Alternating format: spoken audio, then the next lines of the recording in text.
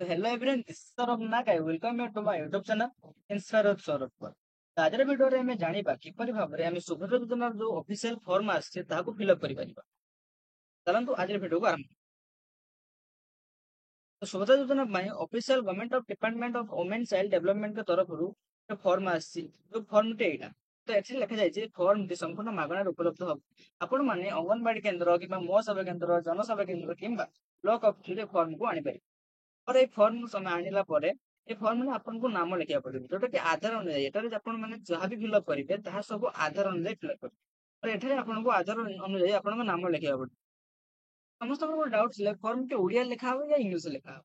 तो एठारे आपण माने फॉर्म को ओडिया रे लिखि पारि इंग्लिश रे भी लिखि पारि सेथु किछि असुविधा नै। तो एठारे प्रथमे आपनको नाम लिखा पड़े जोटा कि आधार अनुଯାयी नाम हबो। तापर आपनको एठारे आपनको आधार नंबर लिखिବାକୁ पड़िबो। तापर एठी आपनको स्वामी बा पिता नाम लिखा हबो जोटी आधार अनुଯାयी। जदि आपनको आधार कार्ड रे आपनको स्वामी ना अछि ताहले एठारे आपनको स्वामी ना लिखिबे। तो जदि आपनको आधार कार्ड रे आपनको बापांग ना अछि ताहले आपण एठारे आपनको बापांग ना लिखिबे। आपण एठारे आपनको बापांग ना लिखुचंती आधार अनुଯାयी ताहले सम्मानको एठारे इनकम सर्टिफिकेट दरकार हबो। जदि आपनको स्वामी ना लिखुचंती आधार अनुଯାयी ताहले आपनको एठारे इनकम सर्टिफिकेट दरकार हबो नाही। केवल पिता नाम आपको इनकम सर्टिफिकेट दरकार हो।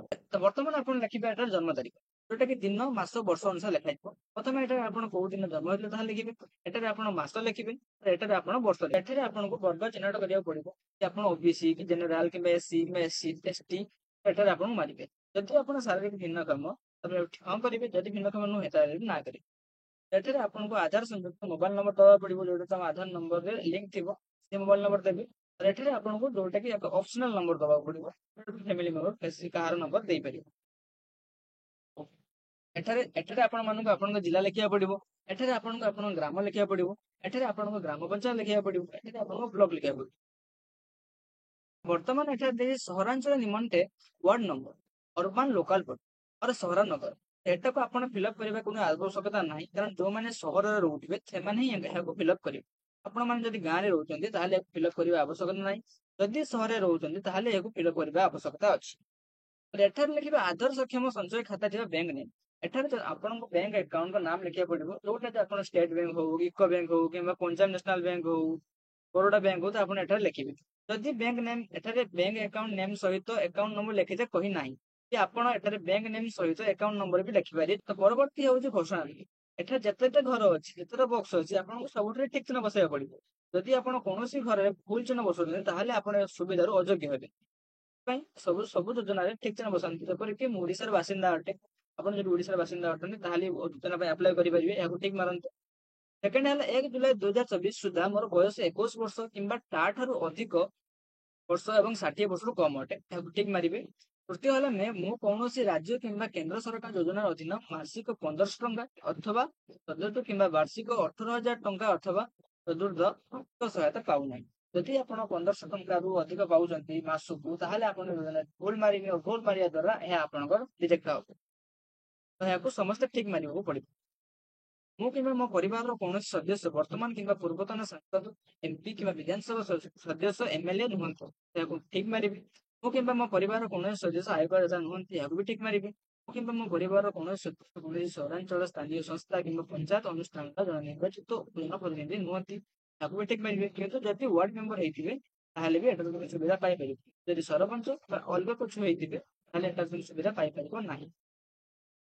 तापर चला मु किंबा मो परिवार कौन सदस्य भारत किंबा राज्य सरकार कौन अंडरटेकिंग अथवा बोर्ड अथवा स्थानीय संस्था अथवा विभाग नियमित किंबा स्थायी किंबा चुक्तिभित्तिक कर्मचारी भाव नियुक्त नुहंती अथवा अवसर पर पेंशन पाऊ नहीं याकू भी ठीक मारि। वर्तमान देखिए मु किंबा मो परिवार कौन सदस्य भारत सरकार कौन सरकार विभाग अथवा उद्योग अथवा बोर्ड अथवा संगठन अथवा राज्य सरकार निर्वाचित मनोनीत नियुक्त प्रतिनिधि नुहंती याकू भी ठीक मारिबो। मोर किंबा मो परिवार कौन सदस्य 500 एकड़ अधिक जलसेचित 10 एकड़ अधिक अणजलसेचित जमी नाही।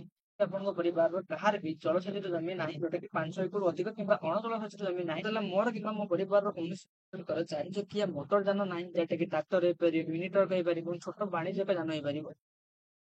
तो एटारे बाइक पई काउंट होबो नाही केवल अन्य किछि हेले ताको काउंट होबो पड़िबो। मो परिवार वार्षिक आय 2.5 लाख टंका कम। यदि आपन वार्षिक आय 2.5 लाख टंका कम ଏଠାରେ ଆପଣ ଆପ୍ଲାଏ କରିପାରିବେ, ଯୋଉଟା କି ଆପଣଙ୍କୁ ଏଠାରେ ଇନକମ୍ ସାର୍ଟିଫିକେଟ୍ ମାଗିବ। କିନ୍ତୁ ଇନକମ୍ ସାର୍ଟିଫିକେଟ୍ କାହାର ମାଗିବ? ଯାହାର ଆଧାର କାର୍ଡରେ ତାଙ୍କର ବାପା ନାଁ ଅଛି ଆଉ ଯାହାର ରେସନ କାର୍ଡରେ ନାଁ ନାହିଁ ତାଙ୍କର ହିଁ ଇନକମ୍ ସାର୍ଟିଫିକେଟ୍ ମାଗିବ। ବର୍ତ୍ତମାନ ହେଉଛି ମୋର ପ୍ରାମାଣିକର ମାନ୍ୟତା ପାଇବା ପାଇଁ ମୁଁ ୟୁଟିଆଇକୁ ମୋର ଆଧାର ନମ୍ବର ଏବଂ ଜନସଂଖ୍ୟା ବିବରଣୀ ହାସଲ ନିମନ୍ତେ ସରକାରଙ୍କୁ ଅନୁମତି ପ୍ରଦାନ କରୁଛି। ଏହି ଉଦ୍ଦେଶ୍ୟ ପାଇଁ ନିଜକୁ ପ୍ରମାଣୀକରଣ କରିବାର ମୋର କୌଣସି ଆପତ୍ତି ନାହିଁ ଏବଂ ସମ୍ପୂର୍ଣ୍ଣ ଭାବେ ଜ୍ଞାତ ଯେ ଏହି ସୂଚନା କେବଳ ଉପରୋକ୍ତ ଉଦ୍ଦେଶ୍ୟରେ ବ୍ୟବହୃତ ହେବ। ତ ଏଠାରେ ଆପଣମାନଙ୍କୁ ଏକ ଡିକ୍ଲାରେସନ ଦେଲେ, এই ଯୋଉ ଡିକ୍ଲାରେସନ ଦେଲେ ଯଦି ଆପଣ ଭୁଲ ତଥ୍ୟ ଦଉଛନ୍ତି ତାହେଲେ ଆପଣ ଏଟା ରିଜେକ୍ଟ ହେବେ। ରିଜେକ୍ଟ ହେବା ସହ ଗଭର୍ଣ୍ଣମେଣ୍ଟରୁ ଆପଣ ଯଦି ସୁବିଧା ପାଉଛନ୍ତି ତାହା ବି ଆପଣଙ୍କୁ ଫେରସ୍ତ କରିବାକୁ ପଡିବ। ବହୁତ ସମୟରେ କଣ ହୁଏ ନା ବହୁତ ଲୋକ ଆଧାରକୁ ଅପଡେଟ କରିଦେଇଥାନ୍ତି। ଆଧାରର ବୟସ କମେଇକି ସେ ଏଠାରେ ଆପ୍ଲାଏ କରିବାକୁ ଚାହିଁବେ। ତ ଯୋଉ ଆମେ ଯଦି ଏଭଳିଆ ଚାହିଁବା ତାହେଲେ ଏଠାରେ ଯୋଉ ଆମେ ୟୁପିଆଇ ପରମିଶନ ଦଉଛୁ ଯାହାଫଳରେ ଆଧାର ୱେବସାଇଟ ରୁ ଗଭର୍ଣ୍ଣମେଣ୍ଟ ଆମର ଡାଟା ନେଇପାରିବ और गवर्नमेंट रे फुल आसेस अछि जे कि हम डाटा को कंट्रोल करि परिबो। और जदि गवर्नमेंट देखिला हमें हम आधार अनुसार वो डाटा मैच करूनी ताहले वो हमको रिजेक्ट करिवो और हमें जो पाइथिबा पैसा को भी रिटर्न नबो किंबा कोनोसी व्यक्तिଙ୍କର बयस कम କରିକି ଏଠାରେ ଦିଅନ୍ତି। ओडिशा सरकार ଠାରୁ ଡିବିଟି ପ୍ରାପ୍ତ କରିବା ପାଇଁ ମୁଁ ମୋର ଆଧାର ସକ୍ଷମ ବ୍ୟାଙ୍କ ଆକାଉଣ୍ଟକୁ ଏନବିସିଆଇ ମେନକ ସହିତ ସଂଯୋଗ କରିବାକୁ ମୋର ସମ୍ମତି ଦେଇଛି। ଆପଣଙ୍କ ବ୍ୟାଙ୍କ ଆକାଉଣ୍ଟ ଆଧାର ଲିଙ୍କ ହେବା ଦରକାର। ଯଦି ଆପଣଙ୍କ ବ୍ୟାଙ୍କ ଆକାଉଣ୍ଟ ଆଧାର ଲିଙ୍କ ହଉନାହିଁ ତାହେଲେ ଆପଣ ସୁବିଧାକୁ ପାଇପାରିବେନି। ଆପଣଙ୍କୁ ଏଠାରେ ଦସ୍ତଖତ କରିବାକୁ ପଡିବ। ଏଠାରେ ଆପଣ ଦସ୍ତଖତ କଲା ପରେ ଆପଣଙ୍କୁ ଏଠାରେ ତାରିଖ ବସାଇବାକୁ ପଡିବ। ତାରିଖ ବସାଇଲା ପରେ ଏଇ ଦୁଇଟି ଫର୍ମକୁ ଆପଣଙ୍କୁ ନେଇକି ଜନସେବା କେନ୍ଦ୍ର କିମ୍ବା ମୋ ସେବା କେନ୍ଦ୍ରରେ ଅପଲୋଡ କରିବାକୁ ପଡିବ। ସେଠି ଆପଣ ଦେଲା ପରେ ସେମାନେ ତମର ଆବେଦନ କରିବ। ଆବେଦନ କଲା ପରେ ଆପଣଙ୍କୁ ଏକ ଆକନୋଲେଜମେଣ୍ଟ ରିସିପ୍ଟ ଯୋଉଟା କି ତାଙ୍କ କମ୍ପ୍ୟୁଟର ଜେନେରେଟ ହବ। ଆବେଦନ କଲା ପରେ ଆକନୋଲେଜମେଣ୍ଟ ରିସିପ୍ଟ ଆସିବ ଓ ଜେନେରେଟ ପରେ ଆପଣଙ୍କୁ ଏଠାରେ ଲେଖିକି ଆପଣଙ୍କ ଆଧାର ନମ୍ବର ଲେଖିକି ଆପଣଙ୍କ ନାମ ଆପଣଙ୍କ ଆଧାର ନମ୍ବର ଲେଖିକି ଏଠାରେ ସେ ଦେବେ। ଏଇ ଯୋଉ ପେଜ ଟାକୁ ଆପଣ ଆପଣଙ୍କ ପାଖରେ ରଖିବେ।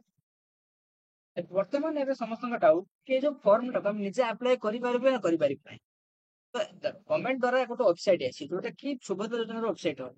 ଯୋଉ ସୁଭଦ୍ରା ଯୋଜନା ୱେବସାଇଟ ହବ ଯଦି ଜନସେବା କେନ୍ଦ୍ର କରିପାରିବେ, ଯଦି ମୋ ସେବା କେନ୍ଦ୍ର କରିପାରିବେ ତାହେଲେ ବି ଆପଣ ମାନେ ନିଜେ ବି କରିପାରିବେ।